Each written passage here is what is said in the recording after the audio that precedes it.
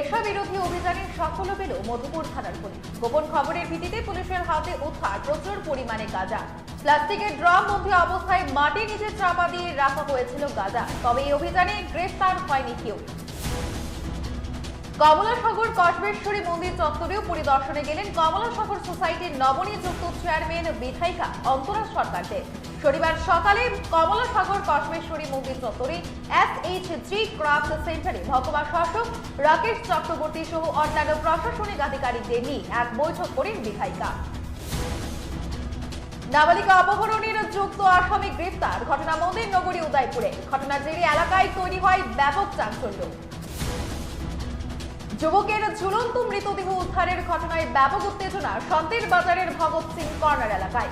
কেন এই আত্মহত্যার ঘটনা তা নিয়ে ধন্দে পুলিশ। যদিও এই অস্বাভাবিক মৃত্যুর মামলা নিয়ে তদন্ত শুরু করেছে সন্তের বাজার থানার পুলিশ।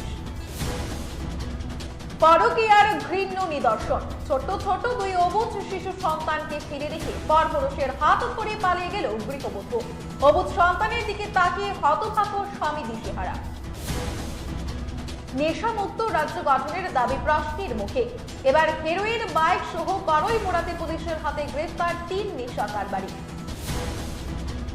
DYFI এর 44তম প্রতিষ্ঠা বার্ষিকী উদযাপন উপলক্ষে কুয়েতে সারা জাগানো রক্তদান শিবির। উৎসবের মেজাজে রক্ত দিল যুব সংগঠনের কর্মীরা। আলোর উৎসব দীপাবলিতে সেবা মায়ের আরাধনাকে ঘিরে যাবতীয় প্রস্তুতি প্রায় চূড়ান্ত দক্ষিণ ইন্দ্রনগরের জয় মা কালীর সন্তান সংঘে। উদ্যোক্তাদের আশা বরাবরের মতোই গোটা রাজ্যের সাধারণ মানুষের অংশগ্রহণের মধ্য দিয়ে তাদের আয়োজন সাফল্যমণ্ডিত হবে।